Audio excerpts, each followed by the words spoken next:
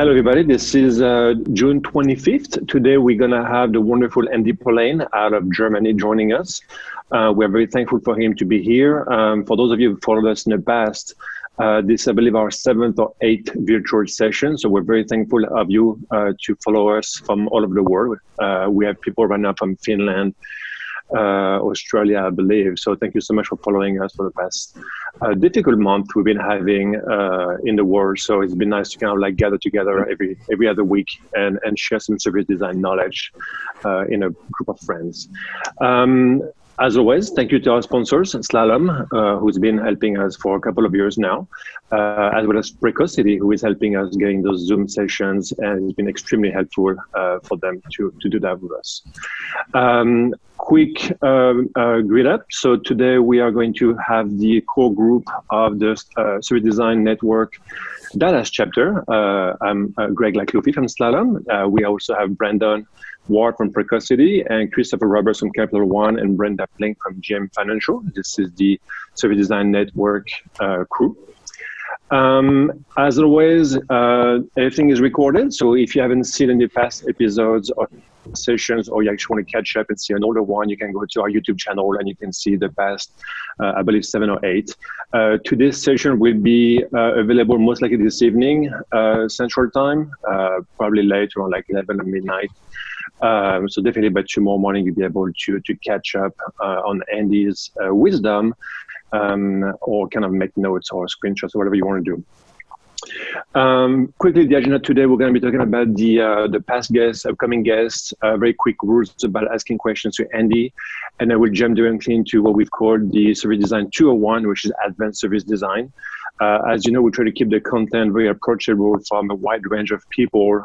We have some very entry-level topic like blueprinting, facilitation, but we also want to stretch some of the practitioners who have been doing this for several years. So today we're going to have doing that exactly. We're going to have Andy telling us a little bit more about the service design advanced topic like ROI and client relationship and so on and so forth. And then after that, we'll have an open Q&A so you guys can ask questions to Andy directly. So just very quick to remind you, we've had Mark Stigdorn, Adam Lawrence, Jim Kalbach, and today we have Andy Polaine. This was our Masters of Service Design series. Andy, you are now officially a Master of Service Design. I just want to know that, are you okay with that?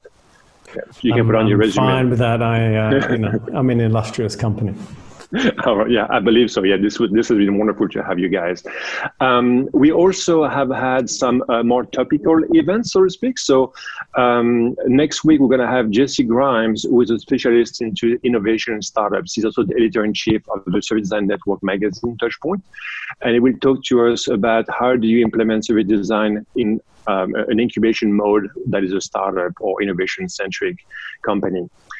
On July 14th, we'll have the wonderful Megan Miller and the no less wonderful Eric Flowers from California. They're going to join us and tell us about the opposite of what we're going to be talking about today, which is the super practical aspect of service design. How do you do a blueprint and how do you do a blueprint work for you, and some other wonderful super practical tips for all of us to gain wisdom from.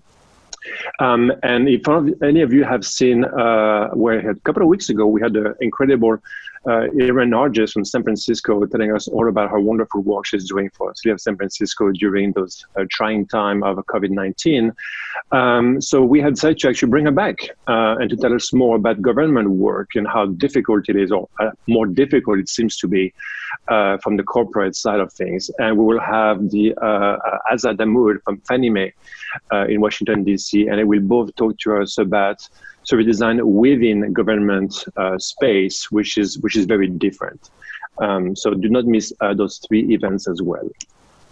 Today we have Andy Polaine, and we're going to be talking about advanced service design.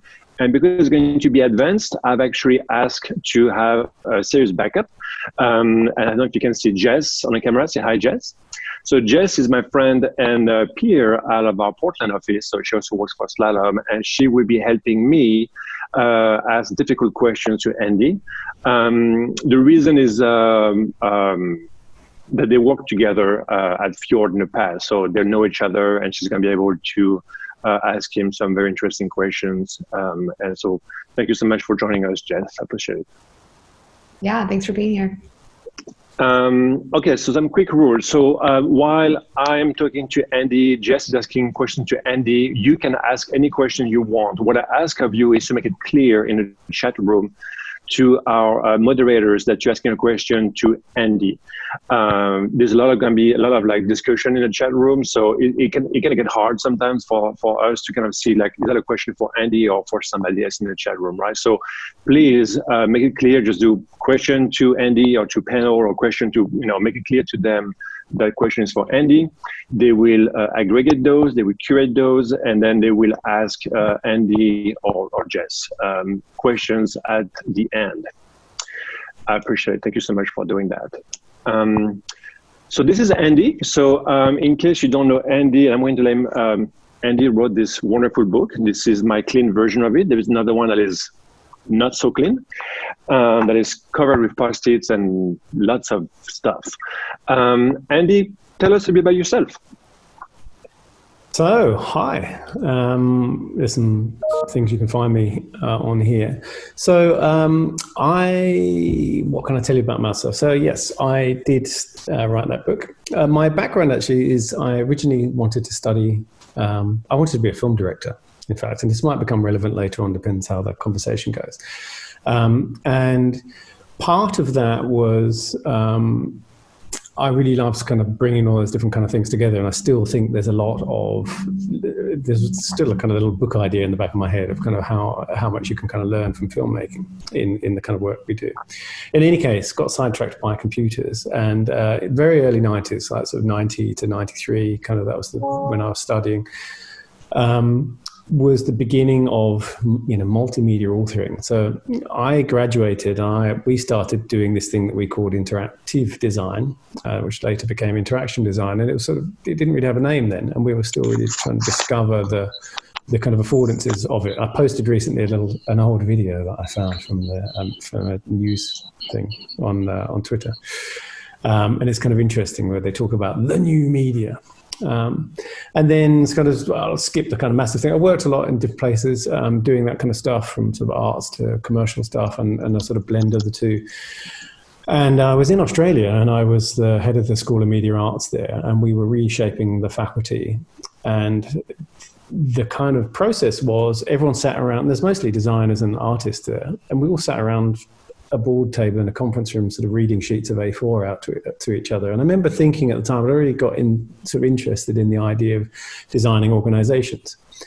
And I've been thinking about it quite a lot. And then I went back to the UK, I went back to London, and was visiting friends, and I went and visited Ben Reason and Chris Downs and Lavrans in their studio of Live Work, which had just been going for about a year, I think. And Ben said, well, look, we're doing this thing called service design. And as he explained, it's like, oh, right, all of this stuff has names and kind of ways of thinking about it. So that was around 2002, probably.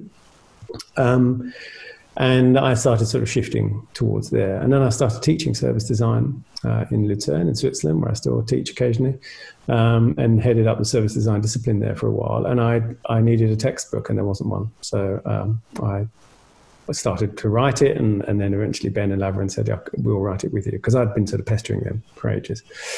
More recently, then I was at Fjord. I was running, at the end, I was the global group director for client evolution, which is basically training clients in what we do, which is still what I do, and now I'm independent. And with brilliant timing since the 1st of March.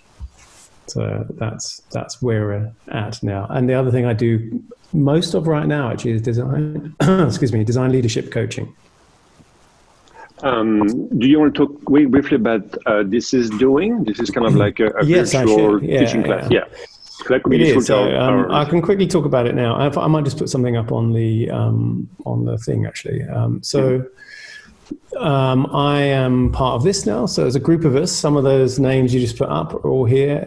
We are teaching. We actually have been planning this pre-COVID. So it's kind of like, although it comes across a little bit Me Too, it's actually been in the pipes for ages. So it's a whole load of online teaching that we're doing in courses. You can see my one's here. I'm doing one on storytelling, leading conversations, and introduction to service design. And I shall post in the chat window in a second or at the end. Okay. There's a discount code for you guys. But so there's a load of people in there, lots and lots of people you will know, like Adam, like Mark, Jerry Scullin, who's on, who hosts the podcast that I do. Bass, some of you will probably know as well. So Lou Down. Lots and lots of people there who you might know of, who we're sort of banding together to be the place where you can. So very quickly, and I hate to use a metaphor, but is this like masterclass, and how does that work exactly? Is it like a one-on-one class? Yeah. Each trainer does it slightly differently, actually. So we haven't kind of gone for a sort of one approach. Most of them are, because they're online, most of them are split across shorter sessions. So I think, I have one that's a one-off session. It's like 3.5 or 4 hours. But that's the only one where I do it that long. Most of them, if I'm doing like a kind of 6-hour thing, it's in 3 2-hour slots. So that, you can kind of, it's easier to block off that much time. And it's also just really tiring. If you do it longer than that, it's very, very tiring to kind of learn for longer than, a few hours online. And so most of them run that way. Some of them have kind of office hours in between.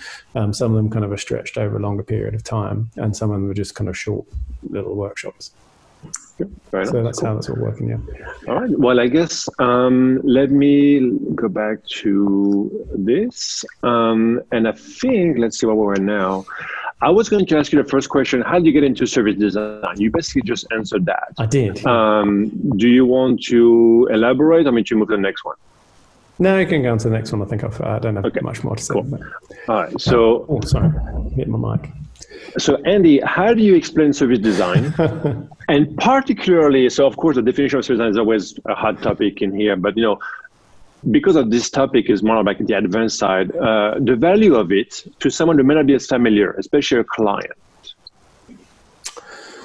Okay, so I'll do the sort of how I explain service design to my mum one first, which I usually use. I've learned to kind of use an example, which is to say, if we've ever, had to have some kind of interaction and problem with something like an insurance company or a telco or something like that, and you've been on the website, you've spoken to somebody on the phone, you've used their app, and it feels like you're dealing with kind of 5 different companies. Our job is to make the experience of that coherent all the way through across those different steps and across all the different channels. And also to then think about how you set up all of the kind of backstage, all of the stuff that's going on in that company to support that seamless customer experience or employee or citizen experience if you're doing government stuff. So that's the kind of, that's the sort of basic one. And it's a lot easier to explain it like that, I think, than it is to try and say, well, we use touch points and we use, all that stuff. The value of it to a client, I'm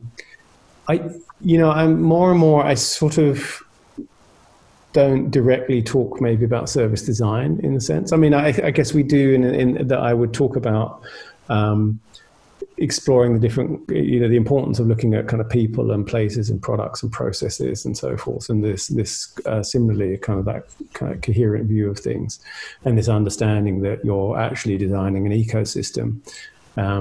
And that your business is in business, or the government is in the business of creating positive and accessible services for people, and everything you do kind of funnels towards that. The value of it is going to massively depend on the client. And there was a conversation, I can't remember, it was on LinkedIn or Twitter or something recently, and I thought it was really good because we were talking about this, that someone was saying, I've started to talk about service design more in terms of alleviating risk, and started to talk more about service design more in terms of thinking long term and so forth for clients. And then you're talking about their business, right? Rather than saying design, a service design, come and buy it, rah rah rah. You're actually kind of really engaging with the problems they have and the things they actually worry about, which is usually staying in business and risk. Because design can sound otherwise quite risky to them because it's an unknown. And so, starting with the client, it's like anything, right? I think of client relationships as going on a date, right? A sort of first date, and then you want to listen to them and talk about them more than you want to talk about yourself. And in consulting land, it tends to be often the other way around. As you know, it's kind of look how great I am. And anyway, kind of enough about me. What do you think of me? You know, it can be very egotistical. So do you have more of like an outcome-based conversation with them? Like, hey, this is what something could do for you, and you kind of like keep it like very abstract and kind of bring it back to them? So you know, this whole conversation I know is going to be a whole variation on it depends.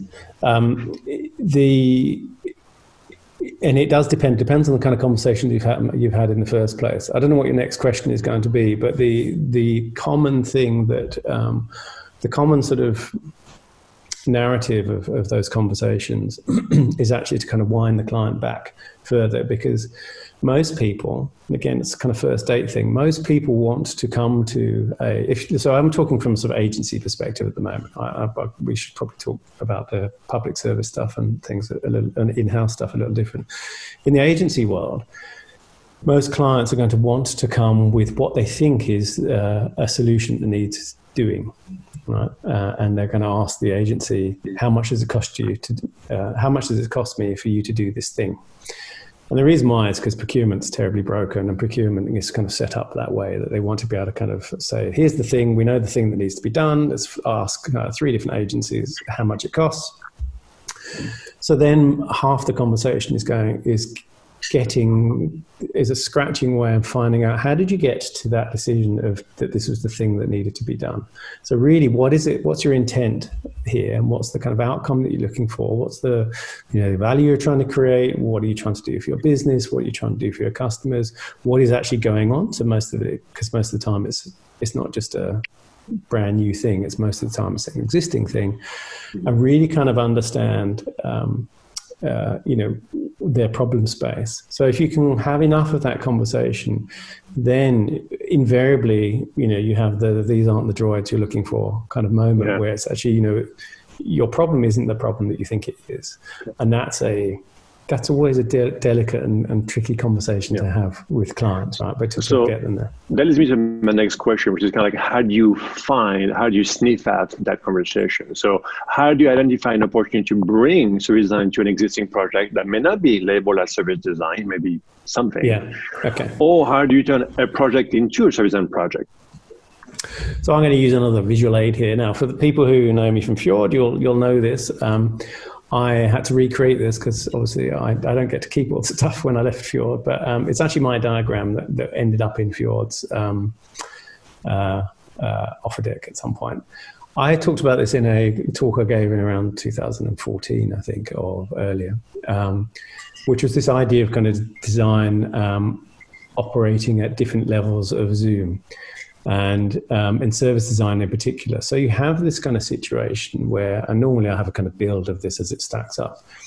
The whole point here is that you've got a single touch point at the bottom there that's going to live inside a multi-touch, as a multi-touch point service, right? A service ecosystem. You might have several services that live inside a business. You can think of a telco, it's got lots of different offers and things.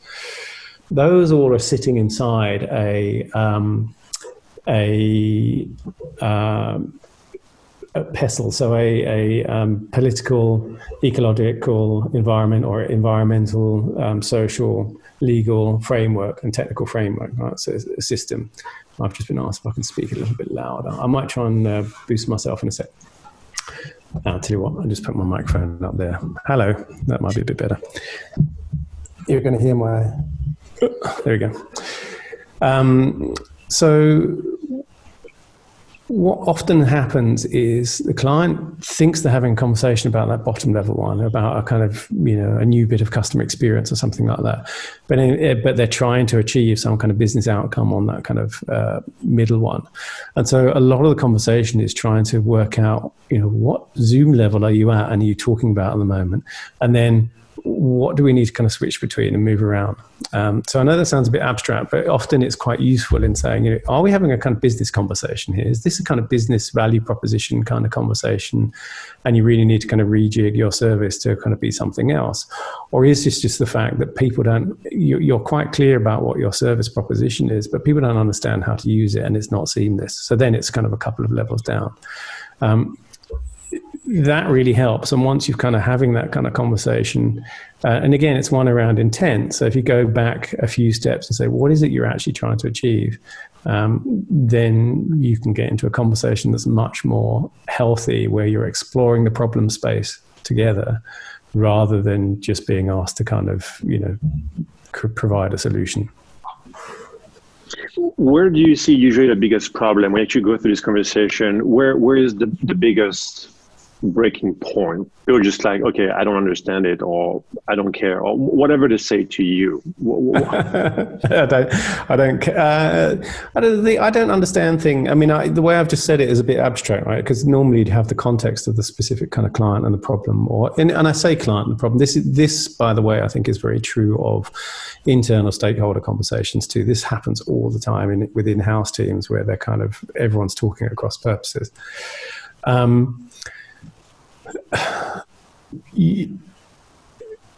So the worst thing for me is, I don't care. I just need this thing done. Right? And then you're faced with that thing of, well, do I do a really lovely job on the wrong thing? Or do I make the effort to say, this is the wrong thing? And do at some point I say, oh, we're not going to do that because that's the wrong thing to be doing. Or this is too many unknowns. There's a kind of middle ground, which is, well, we want this thing. And not only do we want this thing, we want it, tomorrow. And we explain your lovely process and how important research is and stuff. Yeah. But we need this. We need a working prototype in 6 weeks. Yeah. What I do in those situations is you have to start talking about the assumptions that are built into anything like that. So, well, we can do that, but for the faster we go, the more you're baking assumptions in, and you can talk about things like experience debt and things like that they're going to kind of rack up later on. Most of the time, unless they've experienced it, they won't listen. So, but it goes both ways, I mean, like everybody in this room is probably like doing service design on some level, and like, a hammer sees nails, right? So, yeah. We have a tendency, like, if somebody comes to us like, hey, we want to have this really cool, analytics dashboard. My mind immediately goes to like, hey, this could be service design, right? And usually there is some service design like lens to it. But how do you bring service design as a capacity into a product that actually may not be a service design job? Because rarely clients come to us, maybe not Fjord, but nobody comes like, hey, we have a service design need.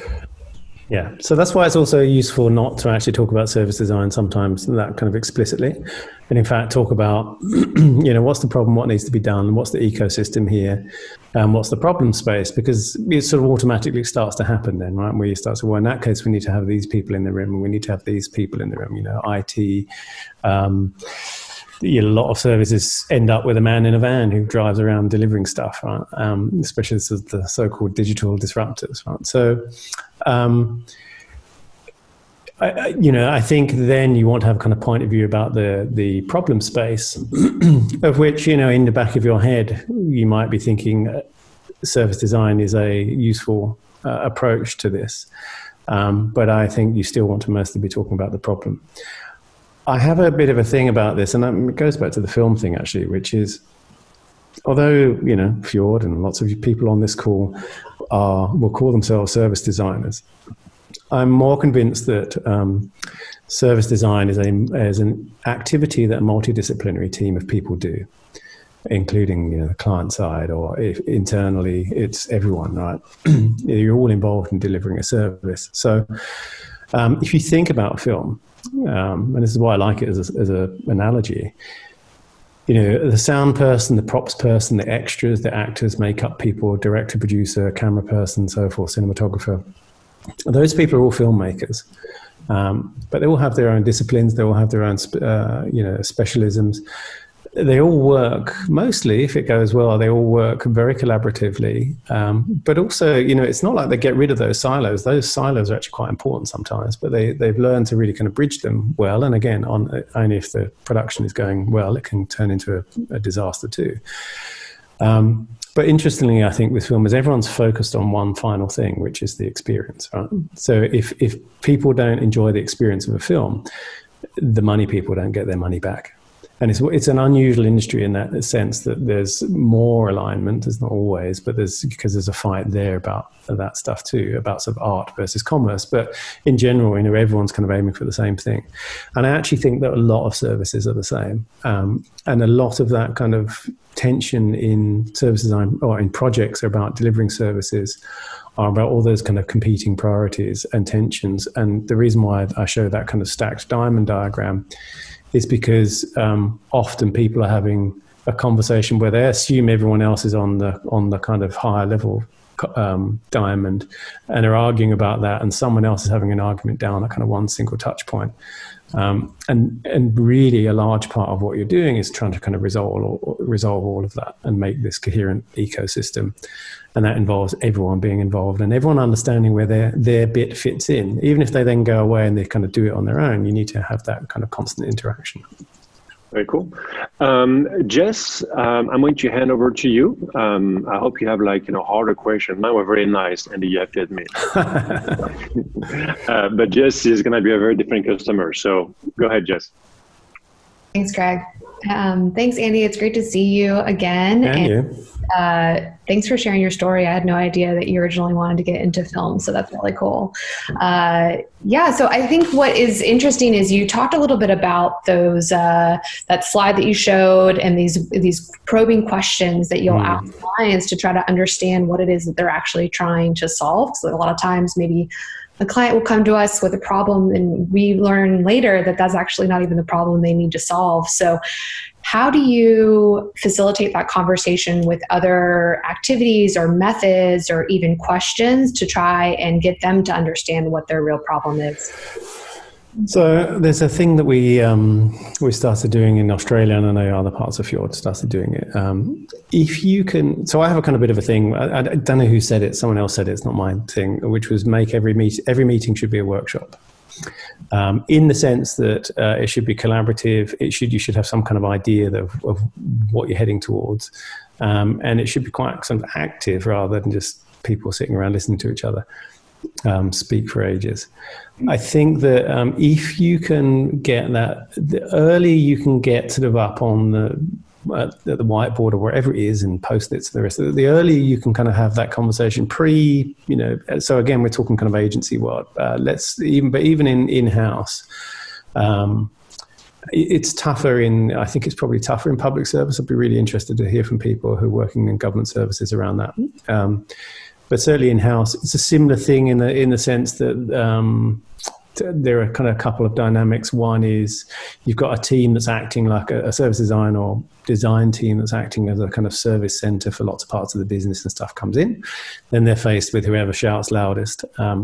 Sometimes it's the other way around, where someone's got some budget or is trying to get some budget for something, and they need to make the business case for it. So there's two things here. Just to finish what I just said, one thing I think is really, really crucial is that service design and business design are two halves of the same coin. And it's odd to me in a way that those two have sort of become separated often. Because when we wrote the book, the book's called From Insight to Implementation for a really good reason. And in the book, there's quite a lot around the kind of value proposition and what we call the service proposition. If you don't have those two, you don't really kind of have a proper service. To the first point, though, the quicker you can start interacting and having a kind of workshop and exploring the space together and exploring the problem space, even perhaps before you've got the money, before you've sold it or whatever, the more you get a sense of the kind of mapping out that territory and understanding, okay, so the invariable thing is the thing is much bigger and more complex than anyone ever thinks it is when they actually try and commission a piece of service design or, design for their thing. And so, trying to kind of get into that workshop situation earlier really, really, really helps, because then there's two things that happen, particularly if you're from agency or consulting side. One is you're kind of already working with the client, albeit for that kind of couple of hours or half a day, might be for free, but you're actually already sort of having that relationship where you're side by side instead of opposite each other. And the second thing, together you're kind of exploring that this thing is actually more complex than they initially thought it was. And that's a very useful starting point. Okay. And in terms of, do you have any examples of activities, like people like the 5 whys or, things like that? Is there anything that comes to mind that? So again, it slightly depends on the, on the thing. I've done quite structured workshops, around this, with clients exploring kind of the initial problem space. The favorite my favorite scenario is a client or a stakeholder internally who says, we've got this thing going on and it's not a good thing and we want to try and do something about it. That's a really great starting point, rather than, we need this thing done. Mm-hmm. My favorite is a really simple one. It's a territory map. It's this, it's just an affinity cluster mapping process. The thing I like about it is the way I kind of do it is everyone in that room writes down all the things that they can think of to do with this problem space. And they can be kind of big and small. They can be detailed and high level. And they do that in silence. Right? And then the second bit is to do the read back and post all that stuff up and start clustering it. And when you do that, if you've got the right kind of diversity of people in the room, and I mean diversity in every single sense, I mean it's sort of gender, race, background, and also mean, IT, marketing, business, all the rest of it. What happens is everyone goes, well, this is my view on this problem space, and everyone does that, and all of a sudden you have this much rounder view of the problem space, and there is this moment of, oh god, this is way more complex than I thought it was, and so that's a very kind of good place to start. And then with that you can start to kind of cluster those down, and you'll also see that there's some really high level stuff like, we're too slow, and there's some other stuff around, this specific tool is rubbish, or customers hate X.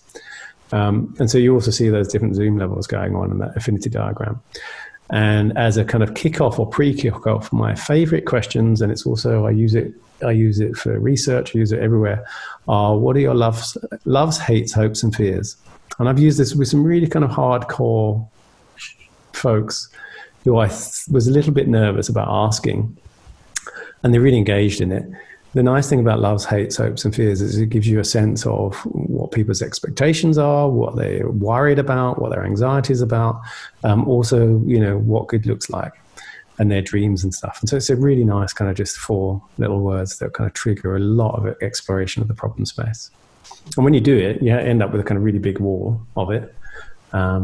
And there's always a corner of pain. There's like a cluster of stuff that everyone hates, and it kind of unifies people too. It's a really simple, and it's kind of really, you can do it in kind of 20 minutes, half an hour, and it's a great kind of kickoff or pre-kickoff. No, I love that. I haven't heard that before. And I think it's great that you speak to who all needs to be in the room. I think that's really important because you are designing an ecosystem, like you said. I'm curious to learn, though, in your experience, who are the buyers, the actual people signing that contract saying, we're going to do a service design engagement? Who do you really target in the organization? Oh God, that's one where, I'm the kind of grey beard that gets kind of wheeled in to have the conversations with the client, but I wasn't sort of go-to-market person. It was frequently, the best,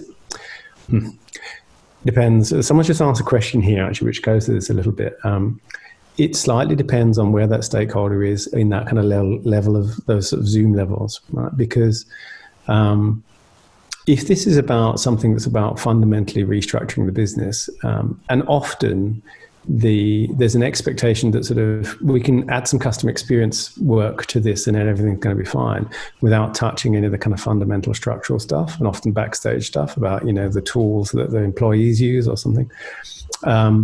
That's really tough, right? Because their jurisdiction is quite sort of small and low down in that kind of pyramid. And that incident is not kind of better or worse in that kind of stacked these diamonds. It's just different levels of zoom. They're going to really struggle to actually achieve anything. So that, this often happens to the question in the chat that the clients have this moment of, oh my God, the scope of this is much, much bigger than I kind of thought it was. And then, of course, what starts to happen is, well, I need to speak to the CTO, and he needs to speak, or she needs to speak to the CIO. She needs to speak to the CEO, and the CEO, well, she's really busy and doesn't really kind of believe in this. So there's all this kind of stuff that's going on where it can very, very quickly ladder up. But if you're going to have something that's sort of fundamentally changing either the kind of business or the service in the public service, you really need to have high up people who are going to sponsor it and support it. Otherwise, it just won't happen because it will affect everything. Right? I don't have a nice analogy for this, but it's like a kind of benevolent tumor, basically. That stuff, and once you start somewhere, it starts to kind of grow out everywhere, and it affects everything in the business. There's no way you can get people to deliver a fantastic customer or citizen experience if everyone who works in that organization hates their job and hates the conditions that they're working in, for example. So as high as possible if you can. Then the next question is, okay, that's the person I've got. What is their sphere of influence, and their, are they the ones who actually have the money, or is someone else signing off? And you really want to try and get to the person who's actually signing off. Okay, thank you. It's a tough one, so I was expecting you to get through that one. You did with grace, so. It's fine. Follow the money. So you speak a lot about your agency experience, and a lot of times, like Slalom, for instance, will be on site with clients, and so I'm curious if we can speak a little bit maybe of that experience where you may have someone who's on site and they want to listen for maybe some cues or some phrases that they're hearing that are going on in the company or the organization that maybe they can listen for, and they're like, oh, this could be an opportunity where we could use service design. Do you have, you spoke about earlier, but do you have anything else that you can speak to? So again, it's the hammer and nail thing again. I suppose I would, you should, and if you've got teams on site, and if you're leading one of those teams on site, which I think the sort of lead role before you get to the kind of design director or whatever you call it in your organization role is actually one of the toughest, because you have to be at the sort of top of your craft game, plus you have to do a whole load of stakeholder wrangling and stuff. And it can be really stressful. I think that's the sort of moment of burnout for a lot of people. So my hat is off to those people. The really good people in those roles really start to understand. You start to pull on that kind of tangle, right? So a project is not just a whole thing, and that's why I hate the whole kind of terminology about products in the digital world, because they're almost all services. But that project is the end of a kind of piece of string. And, when you're working on it, you start kind of pulling it, and then all of a sudden this kind of tangled mess kind of arrives. And really a lot of what you're doing is gradually sort of untangling. So I think there's let's go back to that kind of mapping exercise I talked about, or you're kind of part of throughout your research and so forth on this particular project. You don't want to let the scope kind of blow out where you're suddenly kind of interviewing hundreds of people, but it's very useful to have a sense of, here's the scope of our project, but here is kind of what's around it and making itself felt. Right? So, and you do some kind of the mapping out of that, because it's useful then with stakeholders to have that sense of there's a kind of bigger area here. There's more to be tackled here, but at the same time, not sort of scare the life out of them by saying, and what we need to laddering up until you're like, what we need to do is we need kind of $50 million over the next 10 years, and that will only get you halfway.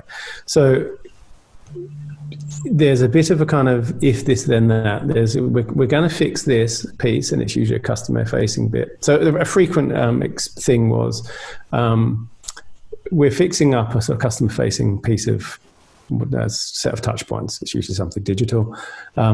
During our research, we noticed that the employees have a whole loads of problems with stuff. So there's a typical follow-on project from a customer-facing piece of service design is an employee experience piece of service design, because of those, how those two go together. So that's a kind of really, usually a kind of, it's not an easy segue, but it's kind of, it makes a lot of sense, which is, from all the insights you found, we actually need to kind of change the way we work in order to kind of deliver on what, or rather the concepts that you've built out of from those insights.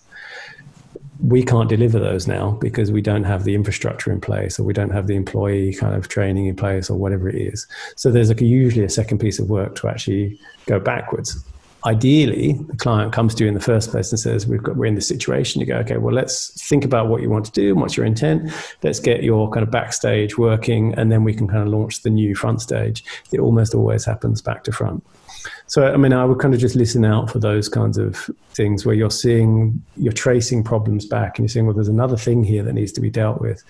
But most clients will want that as a kind of a follow-on or separate project. Interesting. Can you speak a little bit about then if you have a different design process for the front of the house versus back of the house? Are there any different methods that you would use or ways that you approach problem solving? Spill water on my cable.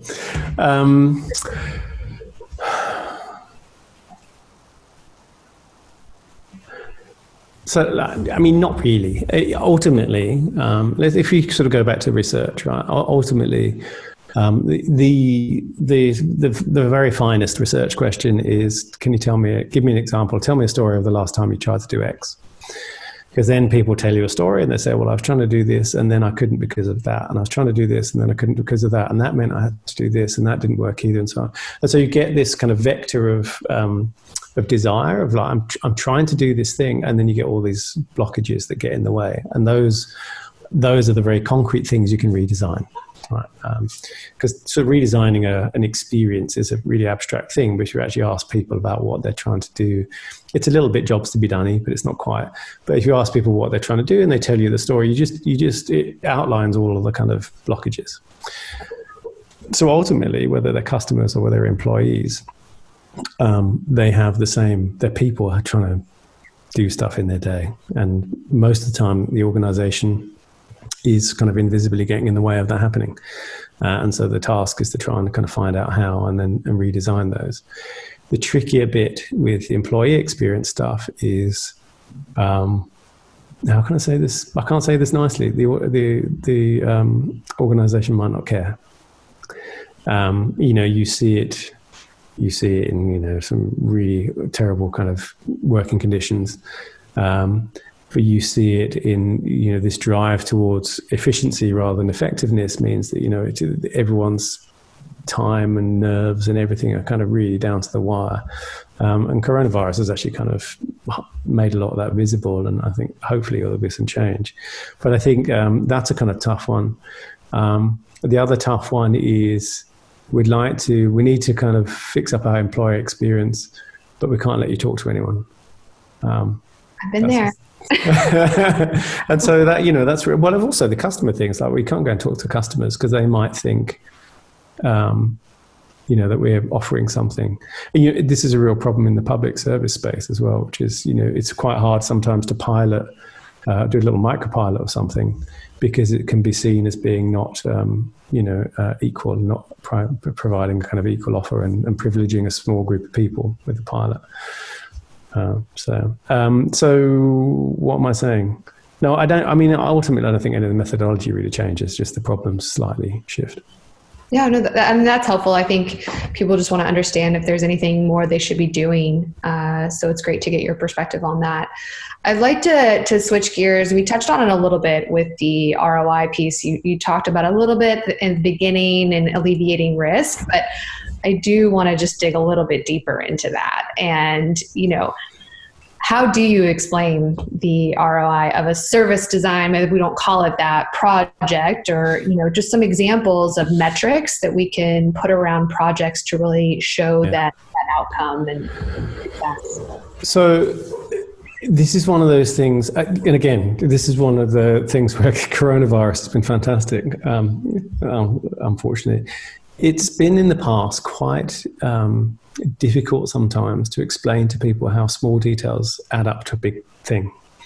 Most of what you're doing, in general, I suppose it's probably a bit cruel to some clients, but some clients I think feel like they want to just have the kind of silver bullet. That's why I just get this thing done, just launch this app, just want, do the website, and then everything will be fine. I just want to focus on that.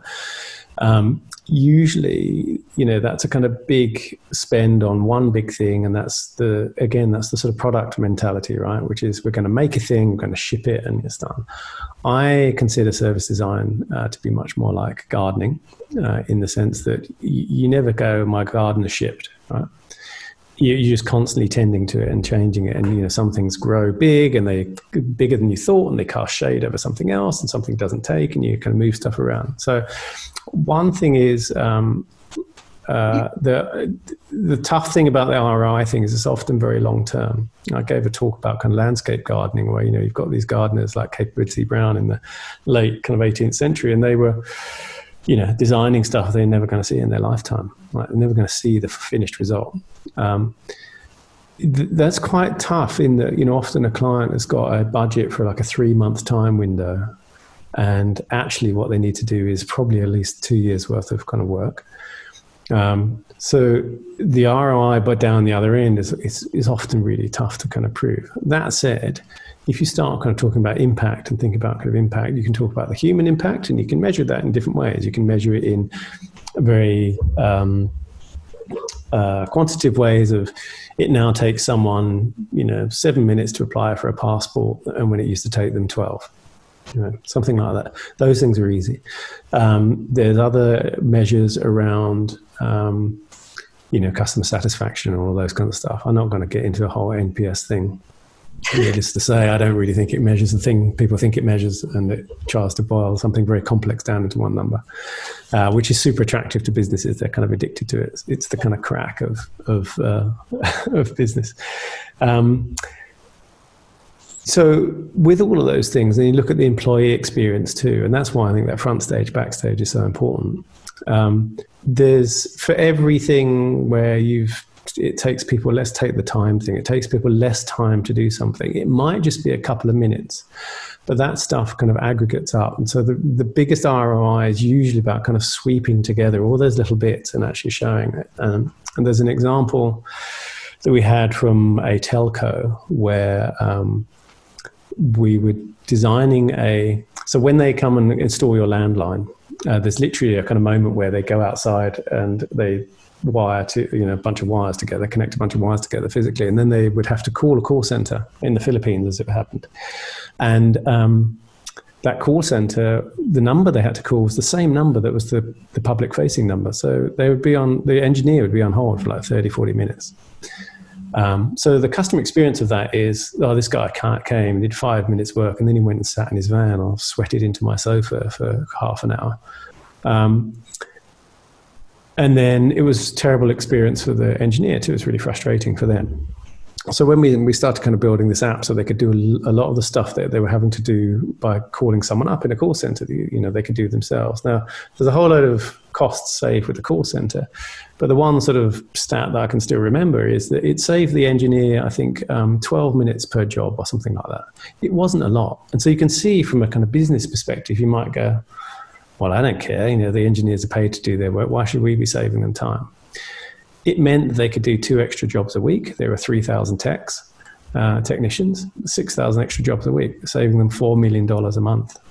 So when you kind of add up lots of those small things, they make a difference. And you can use all the language around sustainability for the same reason. Right? Small acts kind of aggregate up to a big thing. So there are kind of, in that way, you get to add up and show the ROI of the customer experience.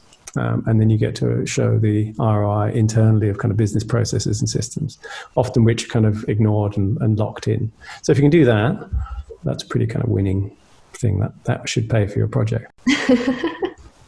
Jess, if you don't mind, we have about 5 minutes left. I think we can go long, but it's okay. We can go long. But we have quite a few questions now. So, Brandon, do you want to kick it off and have a few questions for Andy? Absolutely. I'm looking at them here. Thank you, Jess, so much. So I'm going to start out here with, let's see, this is, from Lisa Rudnick. She said, "Hi, Andy. Related to Viorica's question, she wondered if you had any stories, tips, examples for helping clients move from proposition to implementation, and any advice, getting great designs off the shelf and into the world." Yes. So this is, and someone else has mentioned a similar question actually. The perennial pain for people in service design, because someone talked about, some agencies do sort of a blueprint and then call it a day. The toughest kind of thing there is, again, the scope of what they need to do is almost always way, way bigger than they think. And so you have that kind of moment where from an agency side, you kind of sell in, they've got a certain amount of budget. So you kind of do the work to the budget, and you might have sold in sort of 3 to 6 months worth of work. And that will never get you to the implementation, right? So usually. And so to then turn around to a client and go, okay, here's some posters. Now what we need is 3 times the amount of money and time to actually kind of make it happen. It is a kind of tough sell. On the other hand, to say up front, it's this big, is like, oh, well, we can't do that. Right? So there's a kind of middle ground that you're trying to find. And it's really tough. It'll depend on your relationship with the client and stakeholders and so forth. My thing about how to get it into the implementation as quickly as possible is it's just kind of classic stuff, really. The quicker you can start making some stuff, and the quicker you can start building some things, even really rough things, even kind of paper prototypes, even mock-ups in InVision or whatever it is you're doing. It's never been easier to kind of do that mock-up stuff. It's never been easier to get some early stuff in front of people and get some feedback on them earlier. So it's kind of classic kind of lean stuff in that way. The quicker you're moving to a kind of point where at some point your mock-ups become sort of prototypes, and your prototypes kind of can segue into a micropilot, and your micropilot can segue into a pilot. If you can kind of do that, and you're planning, and you've got a bit of a roadmap for that, and you're kind of planning the next step and how you implement this stuff and how you kind of go forward, then it's a sort of a gradual thing, rather than this idea of, we've come up with all the concepts and we've mapped it all out. Now we need to kind of press the execute button. That almost never works for kind of anyone. It's also really, really risky.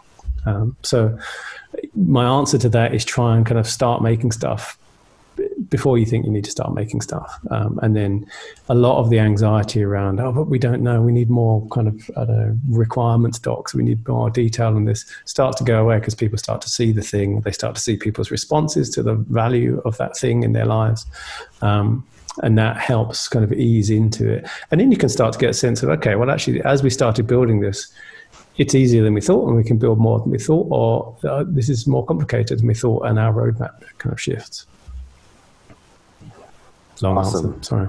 Fantastic. Thank you. No, I think you addressed actually 3 of the posted questions all in one go there. Yeah, I did that. That's great. Yeah. See, masters of service design. That's how it's done, folks.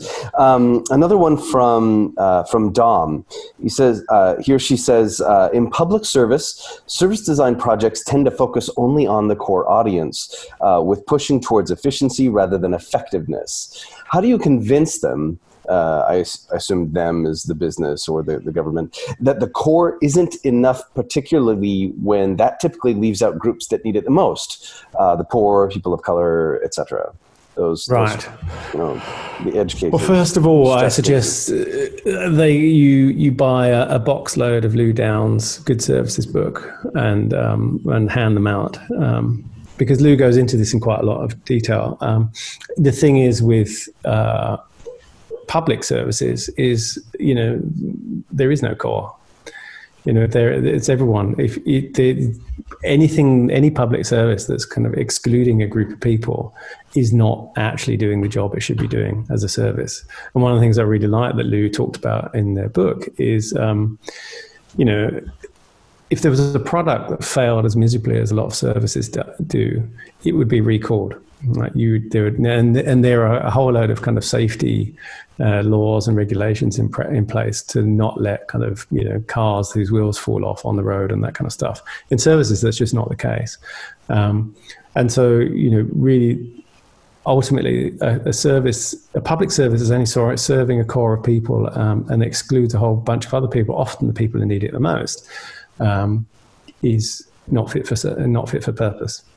So I don't have a kind of answer to how do you convince people other than saying that, right? And really kind of maybe putting some numbers to it, and it's a bit like the Facebook thing. If Facebook have kind of a margin of error of kind of 1%, it's like 20 million people. I mean, it's a lot of people, right? So you just can't afford to do that.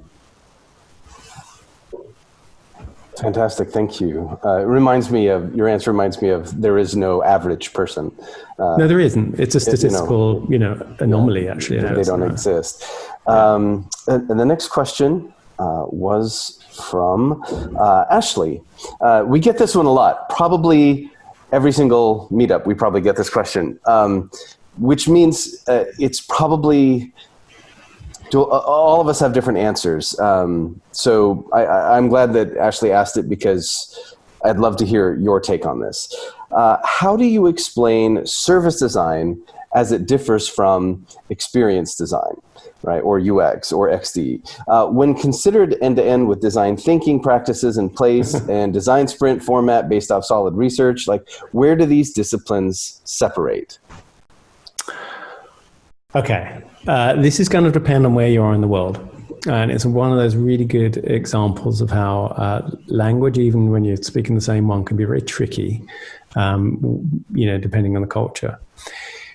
So this is my kind of opinion and reading of this. In Northern Europe and Scandinavia and somewhat in Australia, service design is that sort of umbrella thing. So I don't mean that it's kind of the higher order thing and better and so forth. I mean that it tends to, in that levels of Zoom, it's operating usually at a kind of higher level of Zoom and kind of going along a kind of larger spectrum and tackling a sort of set of complexity.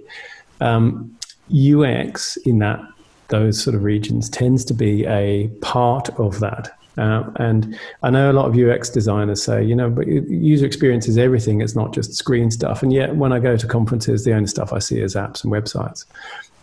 So, predominantly a lot of the kind of work in UX is around designing stuff for screens and now kind of voice and some kind of physical stuff, but not so much. In the US, it seems to be much more, and I don't know if this is true of Canada too, much more that UX is sort of seen, or there's been a big push for UX to be the umbrella term, and for service to be designed to be something underneath. And yet, I've seen a lot of kind of folks from the UX world starting to talk about how UX needs to kind of push beyond the kind of digital and so on and so forth, which is where I'd see service design. In Scandinavia, there's a very big kind of push, and Holland, there's this big push on the kind of co-design thing. And co-creation. So it's different in kind of different places. I come back to that sort of film model, which is, I think, the design of services is that activity that multidisciplinary team do. If you've got something whose predominant touch points are digital, then UX designers and UI designers and lots of people working in digital are going to be really important to that.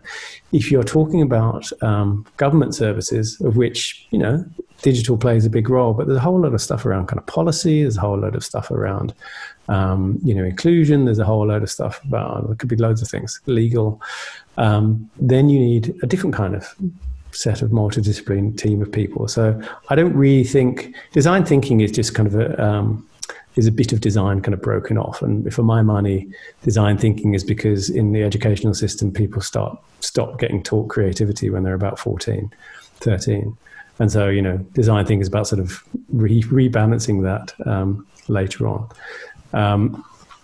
most of the thinking done in design is 2/3 of it at least is done whilst you're actually making stuff. I love that. Thank you so much, Andy. You hit my analogy as an umbrella as well. When I first started learning about service design and it clicked, I imagined Totoro standing there with his umbrella over the girls and the other little Totoros standing there. If you're not familiar with My Neighbor Totoro, Hayao Miyazaki, please watch it. That's how I describe service design to people, is it's Totoro's umbrella of experience design. So we're simpatico there. So thank you so much. Everybody, thank you so much for joining us. Jess and Andy, thank you so much for your time. Greg had to bounce, so I'm going to wrap things up here. So we really appreciate you joining our meetup and coming to listen to Andy. Massive amounts of knowledge dropped in this session. So my hat tip to you, Mr. Polaine. Thank you so much for sharing your insights and expertise with us. Please check out our YouTube channel probably tomorrow morning for this if you want to watch it again, and share it with your family and friends. So any famous last words? No, thanks so much for having me. And look, I'm not on many social. I'm on Twitter and I'm on LinkedIn and my website. So if you want to, continue the conversation, I'm really, really kind of happy to. So, awesome. Thank you, everyone. Have a wonderful day. Thanks, Cheers. everyone. Thanks, Andy. Thanks, Jess. Thank you. Thanks.